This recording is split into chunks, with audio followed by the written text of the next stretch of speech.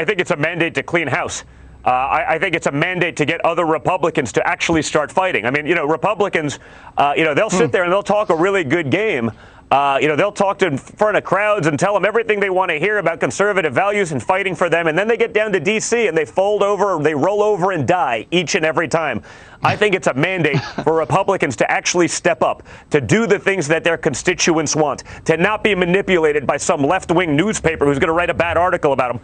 Who cares? Get out there, fight for what the people that put you in office want for a change. Get out there and do that. So we do have to win the House. We do have to win the Senate to make that happen. We had that in 16. We had the House and the Senate, but you had Paul Ryan. You had the weakest leadership in the history of Republican Party doing that. He didn't want to do anything to upset his beloved friends in the media who hated his guts anyway, but they knew they could manipulate him, so they pretended they were friends, and he rolled over and died. We can't have that anymore. We need to win the House. We need to win the Senate, and then we need to go fight. We got to put an end to the big tech monopolies. We got to break up the protections that they get from 230 if they're going to be functioning as, publishers, stymieing free speech. I mean, the basic fundamental rights that Americans hold so near and dear, they're running roughshod with this as though it doesn't even exist, and they're getting away with it, and we've sat by on the sidelines watching for too long. Republicans have, especially by just pretending it's not going on. They're not in touch with their base enough to understand that this is a number one issue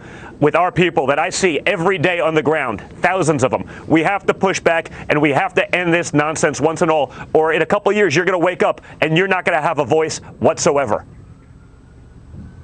So it sounds like what you're saying is a victory here by the Trump campaign would light a fire under Republicans in Washington, D.C. to go after big tech, to not cower to the media. And you also said clean house. I don't know if you mean within the administration. I think that's probably what you mean. Would you pursue, or would you recommend pursuing investigations into the Biden family for money laundering or corruption if the president wins a second term?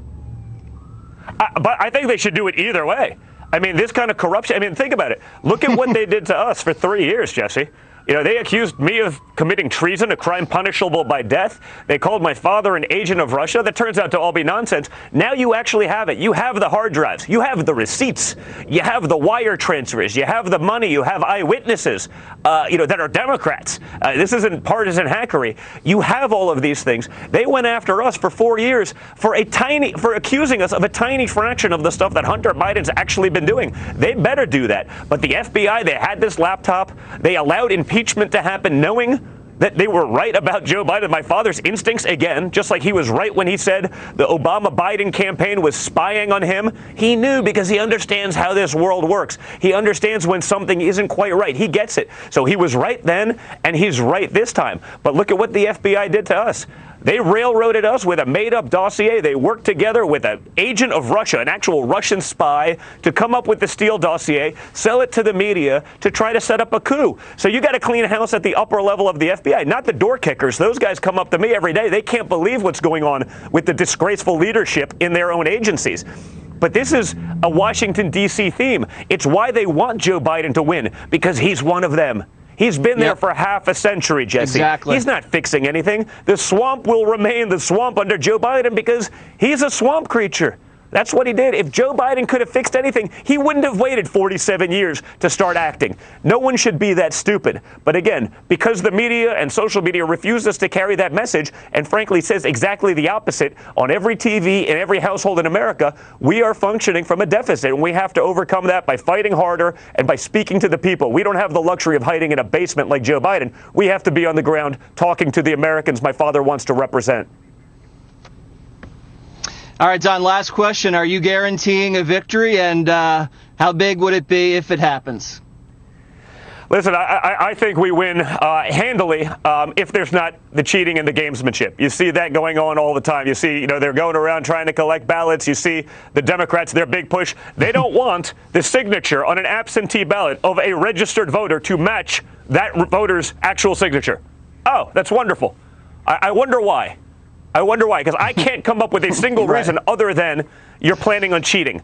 They want to be able to collect the ballots for 11 days. It's amazing how that always happens, right? A Republican wins the seat by 7,000 votes.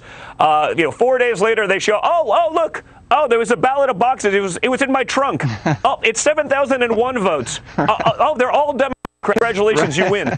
I mean, this kind of nonsense has to stop. All we want is a fair election, and the Democrats, that's the only thing they don't want, and they're working hard at it. All right, Don Jr. not under FBI investigation for money laundering. There he is, and good luck on Tuesday, Don. But they tried, Jesse. They tried. They sure did. Have a good day.